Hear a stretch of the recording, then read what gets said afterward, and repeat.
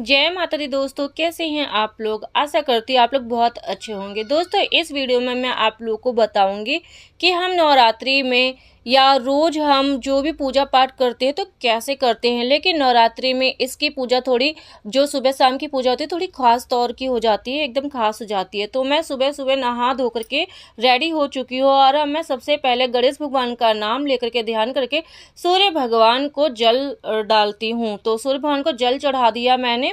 सूर्य भगवान को जल चढ़ाने के बाद मेरा रोज का नियम है, उसके बाद मैं जरूर तुलसी के पौधे में जल चढ़ाती हूँ। सुबह का टाइम होता है दोस्तों, कई लोग बच्चों के स्कूल का टाइम होता है, हस्बैंड लोगों का ऑफिस का टाइम होता है, तो कई लोग हस्बैंड को बच्चों को स्कूल उसका उनका नाश्ता तैयार करने के बाद नहाते धोती हैं। बट मेरा नियम ऐसा नहीं है, मैं रोज़ सुबह पहले नहाती हूँ, उसके बाद ही किचन में जाती हूँ। तो उसके बाद देखो, मैं सूर्य भगवान को जल चढ़ाने के बाद, तुलसी माता को जल चढ़ाने के बाद दहलीज पे दिया जरूर जलाती हूँ सुबह शाम डेली, चाहे थोड़ी देर के लिए, जब भी आप नहाओ 8 बजे से पहले पहले नहा लेना चाहिए आप लोगों को। और अगर जिन लोगों के पास टाइम नहीं है वो बाद में भी आराम से भी नहा सकते हैं, लेकिन बहुत ज़्यादा लेट नहीं करना चाहिए।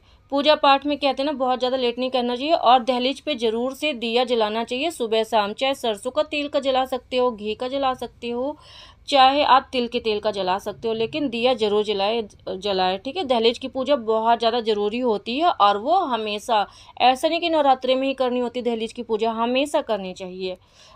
उसके बाद देखो, अब आगे मैं माता रानी की चौकी पे। तो सबसे पहले हम वहाँ से ना जो भी एक्स्ट्रा जो हमने फूल चढ़ाए थे ना, वो सारे फूल उठाएंगे। तो जो सुबह के फूल होते हैं वो शाम को उठा लेते हैं, तो सही रहता है। तो देखो, सुबह भी आप ऐसे कर सकते हो, शाम को भी ऐसे कर सकते हो, ठीक है। तो आप किसी भी टाइम जब भी फूल चढ़ाए तो फूल को, और जो भी एक्स्ट्रा सामान रहता है ना माता रानी के, वहाँ से हटा लेते हैं, ठीक है। तो एक प्लेट ले लो आप साफ़ सुथरी सी, या कैसी भी, उसमें सारे जो भी फूल ये होते हैं ना, ये फूल आप लोग कहाँ पेड़ पौधों में डाल सकती हो, ठीक है।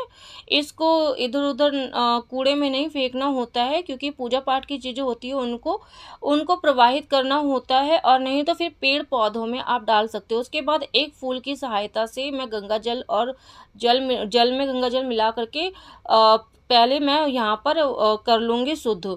तो ठीक है, इस तरीके से आप लोग जल से छिड़काव करके शुद्ध कर लेना। उसके बाद देखो, एक अखंड दिया जो जलाती हैं वो जलाती हैं, और एक डेली की जो दिया होती है ना वो जलाती हैं।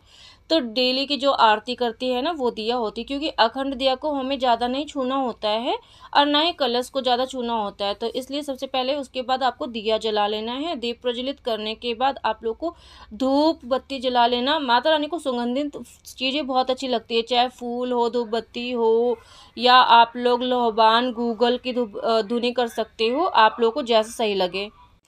और जिन लोगों के घर में लड्डू गोपाल है ना, तो लड्डू गोपाल को आप लोग बाद में जगा सकते हो। बाद में सबसे पहले आप माता रानी की चौकी की पूजा कर लो, उसके बाद आप लड्डू गोपाल को, तो कहते हैं ना कि आराम से ही जगाना चाहिए, आराम से उठाना चाहिए। वो छोटे बच्चे की तरह होते हैं, तो उन्हें थोड़ी देर तक सोने देना चाहिए, जैसे छोटे बच्चे सोते हैं ना उसी तरीके से। तो ठीक है। तो देखिए क्या कहते हैं, आप लोग को गणेश भगवान की और माता दुर्गा की और कलश की पूजा आप लोगों को इस तरीके से कर लेनी है। धूप दिखा देना है, दीप दिखा देना है आप लोगों को, ठीक है। उसके बाद देखो, हम लोग है ना फूल चढ़ाते हैं, तो आप लोगों के पास थोड़े फूल है, ज़्यादा फूल है, नहीं फूल है तो कोई बात नहीं, अगर फूल नहीं भी हैं तो कोई बात नहीं है, ठीक है। आप लोग ऐसे भी हाथ जोड़ सकते हो। और ठीक है, गणेश भगवान को लाल फूल पसंद है, माता रानी को भी लाल फूल पसंद है, तो मेरे पास है ना आज लाल फूल है, वो भी माता रानी का प्रिय गुड़हल का फूल मुझे मिल गया था आज मुझे सुबह, तो मैंने वो चढ़ाया है, और गणेश भगवान को भी वही चढ़ाया है मैंने। तो और ये देखिए, आप लोग इस तरीके से फूल, आप लोगों के पास गेंदे का फूल हो, आप लोगों के पास गेंदे का फूल है, गुड़हल का फूल है, या आप लोगों के पास गुलाब का फूल है, तो जो भी फूल है आप सभी देवी देवताओं को अर्पित करें, ठीक है। कलश को भी अर्पित करनी है आप लोगों को।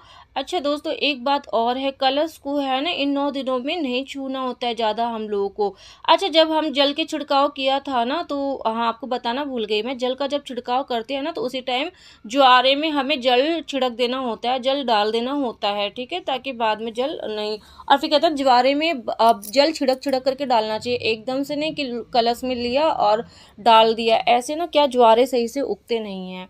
ठीक है। तो ज्वारे में उसी टाइम पे आपको जब शुद्ध करते ना माता रानी की चौकी को, उसी टाइम पे आपको ज्वारे में जल डाल देना है। ठीक है। उसके बाद ज्वारे में भी हम फूल चढ़ा देंगे। ठीक है। उसके बाद देखो मेरे पास दूर्वा है, तो गणेश भगवान को इन 9 दिन की पूजा में और बुधवार के दिन खासतौर पे गणेश भगवान को दूर्वा जरूर अर्पित करनी चाहिए। तो दूर्वा हो आप लोग के पास तो दूर्वा भी अर्पित कीजिए। तो यहाँ पर मैंने सभी को पहले तिलक कर लिया, बट कलश को ना बार बार तिलक करने की जरूरत नहीं होती है, बहुत ज़्यादा जरूरत नहीं होती, क्योंकि कलश को नहीं छेड़ना चाहिए, क्योंकि उसमें सभी देवी देवता विराजमान होते हैं। उनके तो बस हाथ जोड़ लेना चाहिए और दूर से पूजा करनी चाहिए, उनको ज़्यादा नहीं छेड़ना चाहिए। तो आप लोग इस चीज़ का ध्यान देना। अखंड दिया को हम लोग छेड़ सकते हैं, क्योंकि उसको ज्योत हमें बढ़ानी होती है, तो इस वजह से ज्योति को हमें ऊपर करनी होती है, बढ़ानी होती है, उसका ध्यान रखना पड़ता है, इसलिए।